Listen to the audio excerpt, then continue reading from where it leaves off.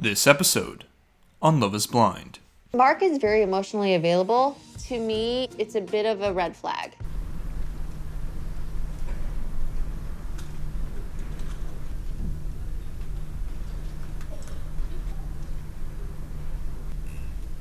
I think we're just going to shut this down because I'm not into all this melodrama and you playing the victim. Say goodbye to Cancun, Mexico, and hello to reality. The Love is Blind vacations have ended, and it's time for the couples to hit a little dose of real life as they move in together to experience what it's like to actually live with someone else. Which is going to be huge for these couples, especially Jessica and Mark, who last week were at the point of nearly breaking up, as Jessica has struggled to find Mark physically attractive, while at the same time fighting her infatuation with Barnett. But before we head home, it's time for a farewell brunch, and gah, I miss brunch. I love brunch. Oh, it's the And I best. get really excited when I smell freshly ground coffee. Me too. I think I like old people shit better than young people shit now. At the brunch, Nick and Vanessa Lachey make an appearance to fill these couples in on what the next stage is going to look like. Each couple is going to be moving into the same complex. Yep, everyone's going to be living in the same building, meaning Jessica gets to keep Barnett in her life, and as far as she's concerned, That's good. Meet your new neighbors. How thick are the walls? That's bad. but whatever goes down between those walls, it better be positive and productive because there's only 3 weeks left until the wedding day, and these couples have to walk down the aisle. And there's a lot of stuff still to come their way. The opinion of family and friends, they're going to be getting their phones back, and social media will be back in their lives. So the couples hit the airport and arrive in Atlanta, Georgia, where they'll be staying for the next 3 weeks leading up to their weddings. First to check up on is Lauren and Cameron, who've been one of the most solid couples so far and really have only been touched upon briefly in the last couple of episodes since they've, been so drama-free. But will that change now that they're cohabiting and not on vacation? Don't use my toothbrush. Do you do that? I mean, I wouldn't have a problem with it, but I'm not Oh gonna my do god. Alright, call it, this one's over, these two are doomed. I'll be damned if we are sharing a toothbrush, Cameron. That is nasty. But the thing that I love about these two is how genuine and down-to-earth their relationship feels. Like, it's not a fantasy, it feels relatable. What's some of your pet peeves? it. Not being able to use their toothbrush. Gah, they're so cute. Alright, but what about Barnett and Amber? They too have been laser focused on each other since their getaway in Mexico. In case you try to run, you should know that I put a tracker in your ring.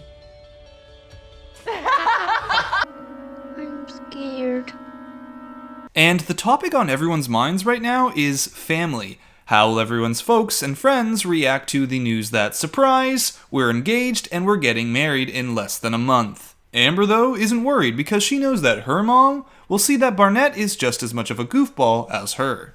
You complete me. You complete me.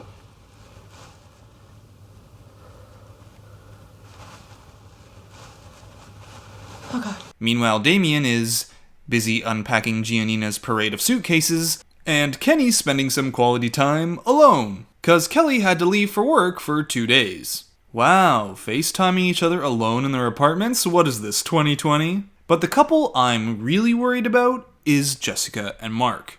Oh, and take a look at that, Jessica has her ring back on. I signed up for this experiment. I want to be in it fully. So I put back on the ring and I'm here. Okay, that's a step in the right direction. If I'm going to the bathroom on a double flusher.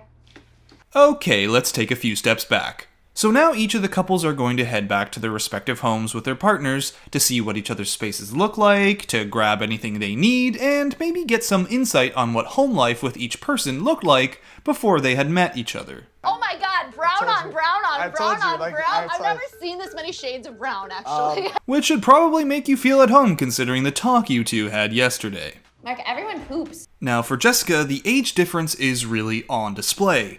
A beanbag chair, dusty video game systems, Mark still lives with his best friend and his best friend's girlfriend. Mom folded some laundry for you. It's in your room. She did your laundry while you were gone. But Jessica's one positive from this trip is that no one judged them or questioned the experiment. So, it's another day she's keeping the ring on. Now, after Lauren and Cameron visited Lauren's apartment, it's time to head into Cameron's house. Seeing this and thinking about the future and like Oh, this could be a kid's room. which gets Cameron beaming. He's so relieved to hear Lauren talk about the future and about kids, because he's feeling ready to be a dad, and not just that, to be a dad with Lauren. At least in the near future, and certainly sooner than he anticipated. I want her to have my babies, so our babies. Ugh, can these two host Love is Blind Season 2? Sorry, Nick and Vanessa, but come on. You know, I have found the one.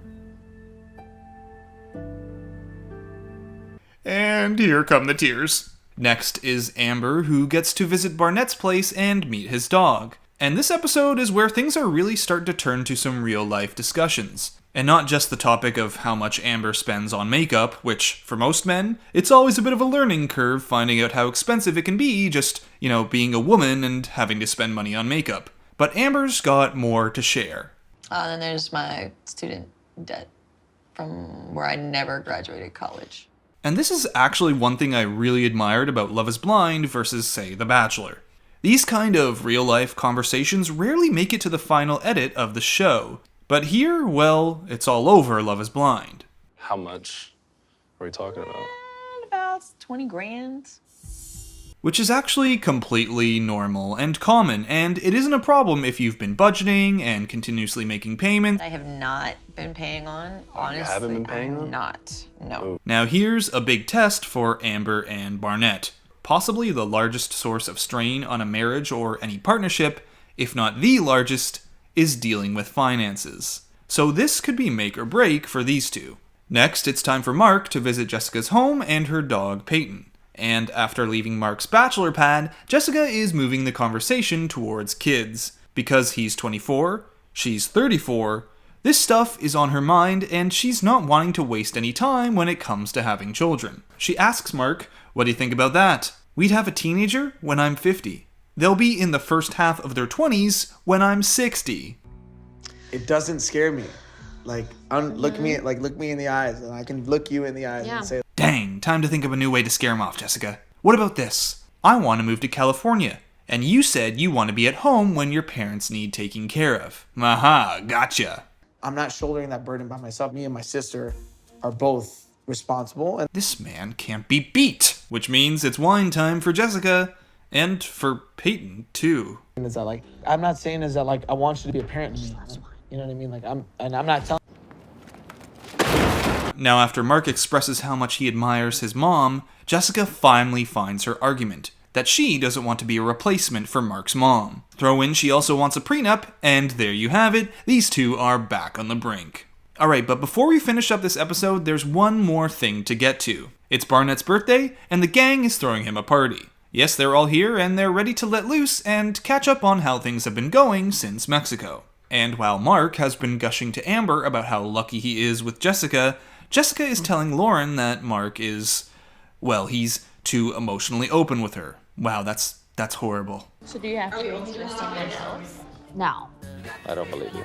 Oh, and at this party, the drinks have been flowing. And you know what that means. Jessica's been chatting up Barnett. What's your apartment? We're 2 floors up, but I can look down and spit on you. I keep being naked in front of the window, and I'm like... Of course, this is followed up by Jessica complaining about her and Mark. Me and Mark are so dissimilar that it's... Really? Wait. Didn't you say last episode how much alike you two were? I've never dated someone who's so much like me. We literally are the same exact person. Yikes.